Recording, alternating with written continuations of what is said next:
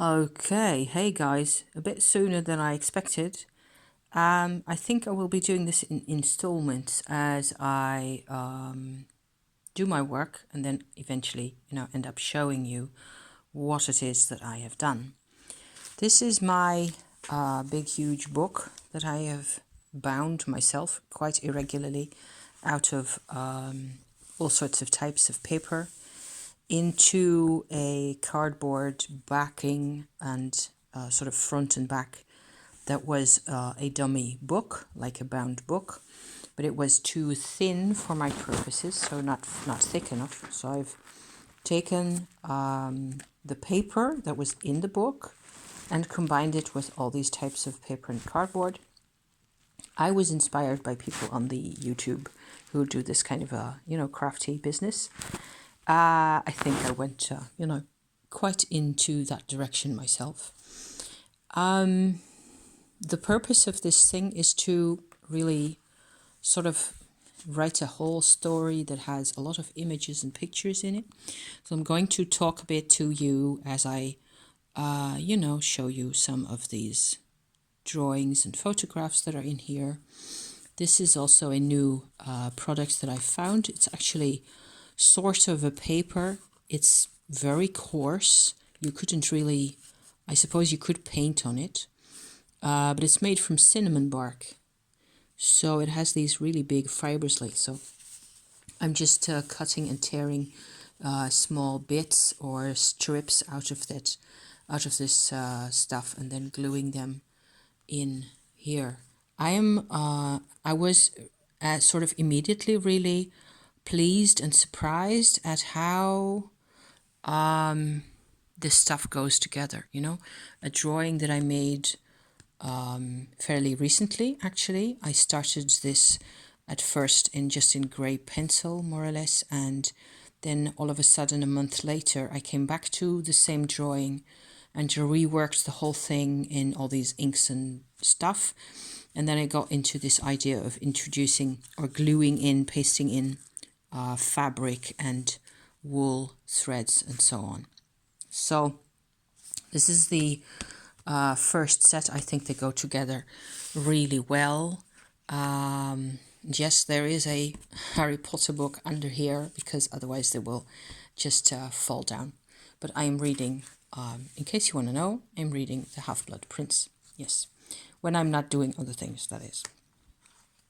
So the idea, first of all, was to have as many types of paper as I could find and use a lot of my old photographs. Here's more of that cinnamon fiber bark. See how pretty that is?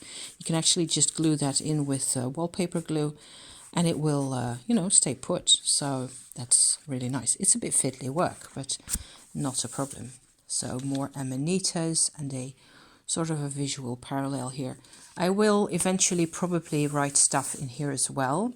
I have waited to show you what I've got here because I wanted to get a start on writing my things in here. And the idea is that this is really a book that is sort of 70%, 60 to 70% about Tummo and what the Tummo energy means to me, the work the Tummo meditation means to me, and I call it the Dakini in this particular piece here. I was wanting to, put sort of different pieces of information onto a page. It's easier if you have images, then you can sort of make a structure based on that. I don't think I will really read to you what it says here. If you want to, you can always pause and, try to read what it says. If you can read my handwriting, that is. So this is a Tibetan kind of a painting that has a Vajrayogini figure in the middle, which is a figure I strongly connect to the Tummo practice. This is an oil painting I made ages ago. I believe everything over 22, 23 years ago, something crazy like that, where there's this transparent woman figure. For some reason, I wanted her to be translucent, who is given this little child that comes out of the fire by this old woman sitting down by the fire by the roadside. An image that came into my head that I went ahead and painted, and there's a horse in the back and sort of a tree spirit up there. So I enjoy oil painting a lot. I've just not gotten around to doing anymore recently because life, you know. But it's kind of really striking to me how some kinds of imagery are really universal. And the child coming out of the fire, I mean, obviously the fire isn't hurting the child. I hope you can really see that, because it is really the, the child self, or that has survived, or the soul self, or whatever you like to call that. So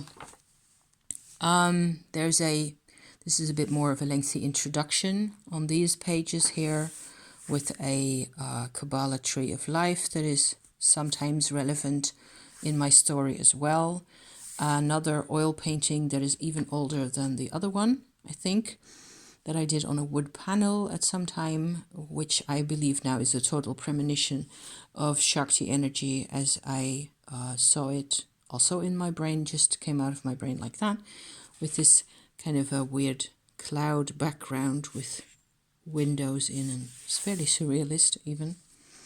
So this is about how I came to do this really, and what's important in my life and so on. So I want this to be, it is about the Tumo, but I also have to explain why I do this, and how I got here, and what, because I need to explain at some point, or I try to do that anyway, to show the personal dimension. It is not, Tumo is not a meditation that you can do and expect more or less to obtain just a slight increase in peace of mind, and that's it really.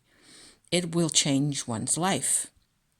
And this is a document as to how it has changed my life, and I want to, put in bits of information that I think that I've also talked about in my Tumo experience videos quite often already.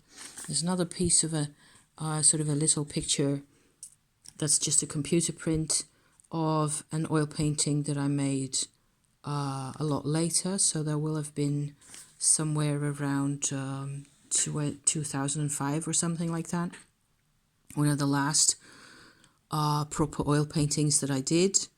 And it says here, my heart was very much a closed door in olden times, So I don't know what this would look like if you were to introduce Tumo energy into this heart and then see what happens. That might be interesting to try to paint that at some point. It's also very much, you can't really make it out, but there's differences in the brown tints all everywhere. And that's really an exploration of brown earth pigments in oil paint. So, yeah.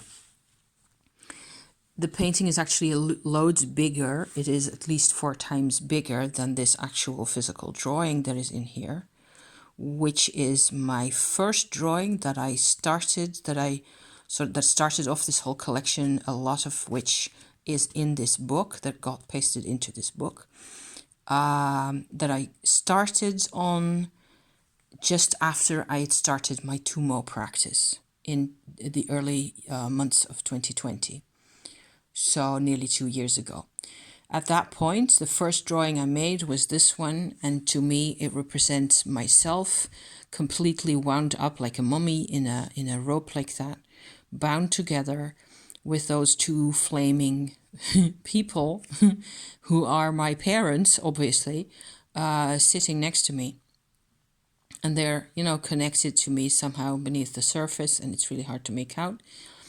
And it was a fairly, to my style, it was a really fairly honest and open representation of what I felt like, in my relationship with my parents. This is what my relationship with my parents actually looked like and felt like. Where, to all likelihood, this is my mom, because that's someone I at least got to interact with somehow. Or maybe this is also my mum because she didn't always look like this.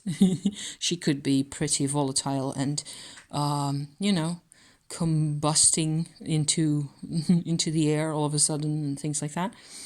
Where maybe this is the memory of my dad that I hadn't seen for such a long time, you know?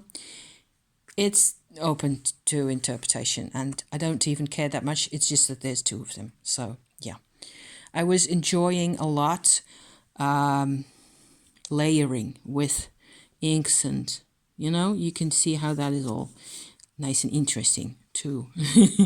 It gets nice and messy and interesting using white ink that sort of becomes semi-opaque in with other things, and then, you know, nearly dry brushes, which goes like that, and so on and so forth. Lots and lots of fun. Tons of fun.